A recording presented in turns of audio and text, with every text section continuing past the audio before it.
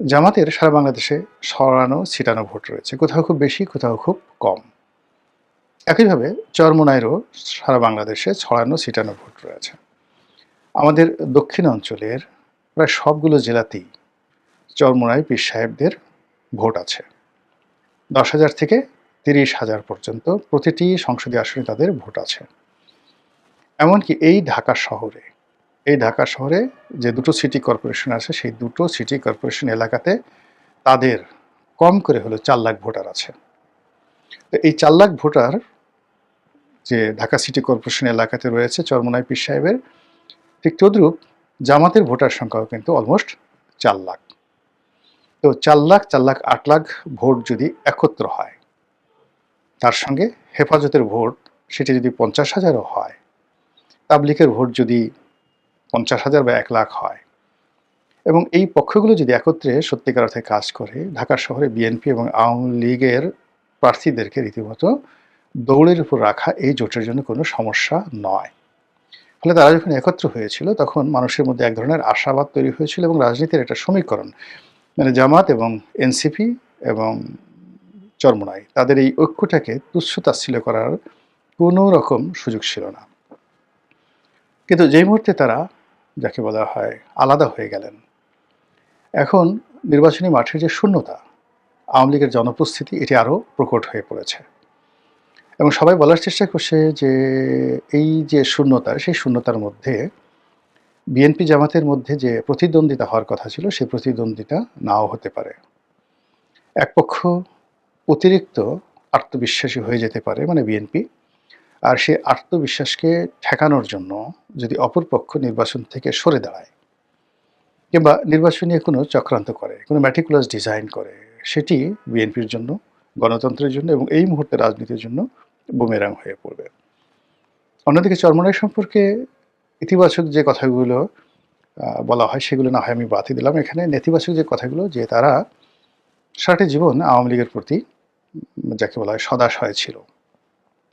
আওয়ামী লীগ জমানাতে তারা নির্যাতিত হয়েছে এবং একই সঙ্গে আওয়ামী লীগের অধীন সকল নির্বাচনে তারা অংশগ্রহণ করেছে এবং তারা আজ পর্যন্ত একটা ইউনিয়নের চেয়ারম্যান ছাড়া রাজনৈতিকভাবে কোনো নির্বাচনে সুফল এবং সফল, এই দুটো তাদের তকদিরে জোটেনি।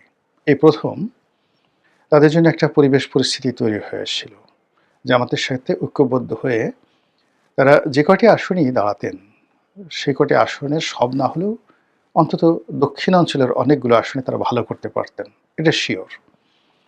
তো সেক্ষেত্রে যেমন আমি আমার নির্বাচনী এলাকার কথা বলি, আমাদের নির্বাচনী এলাকাতে প্রায় গলাচিপা 10 মিনাতে, পটুয়াখালী 3-এ 3.5 লাখের মতো ভোটার আছে। তো এক্ষেত্রে যদি 70% ভোটার উপস্থিতি ঘটে, তাহলে কত হয়? 3-7 21, 2,10,000 বা 2,10,000, মানে 3 লাখে যদি হয়, আরও ওটার 70%, অলমোস্ট 2.5 লাখ ভোট যদি কাউন্ট হয় 70% হিসাবে। এর মধ্যে যে বিজয়ী হবে তাকে 1.5 লাখ ভোট পেতে হবে, বা 1,20,000 থেকে 1.5 লাখ ভোট পেতে হবে। সেক্ষেত্রে এককভাবে 1.5 লাখ ভোট পাওয়ার ক্ষমতা কেবলমাত্র আওয়ামী লীগের আছে। অর্থাৎ 1,25,000 থেকে 1.5 লাখ ভোট পাওয়ার ক্ষমতা আওয়ামী লীগের আছে। বিএনপির এখানে ভোটার আছে 60 থেকে 65,000, এর বেশি নয়। এবং বিএনপির ভোট বাড়েনি, গত 15 বছরে একটি ভোট বাড়েনি, আর আওয়ামী লীগের একটি ভোট কমেনি। বরং আওয়ামী লীগের ওই জনসংখ্যার আনুপাতিক হারে হয়তো কিছু আওয়ামী লীগ বা বিএনপি ভোট বাড়তে পারে, কিন্তু মানে আওয়ামী লীগের কোনো লোক আওয়ামী লীগ ত্যাগ করে বিএনপিতে যায়নি, আর বিএনপির কোনো লোক, মানে যাকে বলা হয়, তারা আওয়ামী লীগে যায়নি বা অন্য দল থেকে বিএনপিতে যোগদান করেনি। ফলে বিএনপি আওয়ামী লীগের যে সমীকরণ আগের মতোই আছে। তো আমি যখন 2009 সনে ইলেকশন করেছিলাম, তখন ওখানে বিএনপির ভোট মানে ছিল সর্বোচ্চ 65,000, আর অন্যদিকে আওয়ামী লীগের ভোট ছিল সর্বোচ্চ 1,20,000, আমি 1,25,000 পেয়েছিলাম। তো যেটা বলছি যে ওই সময়টিতে চরমোনাইয়ের ভোট ছিল 15,000 থেকে 18,000, আর জামাতের ভোটও ছিল 12 থেকে 15,000। কিন্তু জামাতের ভোটটা প্রমাণিত ছিল না, তাদের প্রার্থী ছিল না, কিন্তু চরমোনাইয়ের ভোটটা কাউন্ট করা যেত। তো সেই অর্থে এই সময়টিতে দুটো দলেরই, অর্থাৎ চরমোনাই এবং জামাত, এই দুটো দলেরই কিন্তু ভোটার বেড়েছে ওখানে। এবং আমি যতটুকু আন্দাজ করি যে এখন আমার নির্বাচনী এলাকাতে চরমোনাইয়ের ৩০,০০০ আর জামাতের ৩০,০০০ ভোট রয়েছে। এই দুটো শক্তি যদি এক হয়, এখানে একেবারে ৬০,০০০ ভোট, যেটা কিনা একেবারে বিএনপির সমান সমান। তো ৬০,০০০ ভোট একেবারে অনিবার্য, এবং বিএনপির যে ৬৫,০০০ ভোট, তারা যে সবাই ভোট দেবে বা সবাই ভোট কেন্দ্রে আসবে, নট লাইক দ্যাট। কিন্তু জামাত এবং চরমোনাইয়ের যে ভোটগুলো গুনে গুনে আপনি বলতে পারবেন যে এই কটা ভোটই সেখানে পাবে।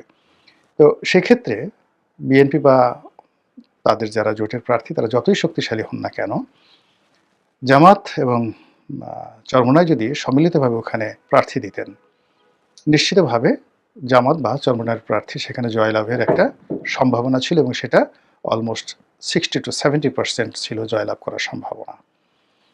একই অবস্থা বাউফলে, মানে আমাদের পাশের সিট পটুয়াখালী ২, একই অবস্থা পটুয়াখালী সদরে।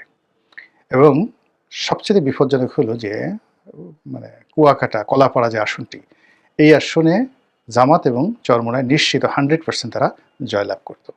আমি এই 4টি আসনের কথা এভাবে বলে দিলাম। এর বাইরে বরগুনা যে আসনটি, সেখানে কি হতো আমি এটা বলতে পারবো না। তবে ওখানেও মানে এই দুটো সংগঠনের যে সাংগঠনিক ভিত্তি কোনো অংশে অন্যান্য 3টি সিটের চেয়ে কম নয়। ফলে পটুয়াখালীর 4টে সিটই এই জামাত এবং চরমোনাই তাদের পাওয়ার সম্ভাবনা ছিল। তো সেক্ষেত্রে অন্যান্য জেলাতে কী অবস্থা হলো, এটা নিয়ে কেন জামাত বা এনসিপি বা চরমোনাই তারা নিজেরা উদার হলেন না, এটা আমার মাথায় আসছে না। দ্বিতীয়ত যে যদি এই সময়টিতে চরমোনাইয়ের সরে যাওয়ার কারণে ভারত এবং আওয়ামী লীগের আধিপত্য বাড়ে, নির্বাচনের পথে একটা বাধার সৃষ্টি হয়, তাহলে আজীবনের জন্য চরমোনাই বাংলাদেশের রাজনীতিতে কলঙ্কিত একটি অধ্যায় হয়ে থাকবে। আর অন্যদিকে যদি আওয়ামী লীগ ফিরে আসে, তাহলে চরমোনাইয়ের অত্যাচারে জামাত বা অন্য কোনো ইসলামী সংগঠন বাংলাদেশে টিকতেই পারবে না। ওখানে একদিকে চরমোনাই, অন্যদিকে হেফাজতের যে অংশটি আওয়ামী লীগের সঙ্গে ছিল, মুফতি ফয়জুল্লাহ, আহমেদ শফি সাহেবের ছেলে, হাটহাজারী মাদ্রাসাটা মোটামুটি যাদের দখলে, ওই গ্রুপটি, তার সঙ্গে সঙ্গে তাবলিগ জামাত, এই তাবলিগ জামাতের একটা বিরাট অংশ, এবং কওমি লাইনে মাওলানা মাহমুদুল ইসলাম সাহেবের যে প্রভাব রয়েছে, সব মিলিয়ে আওয়ামী লীগ ইসলামী অঙ্গনে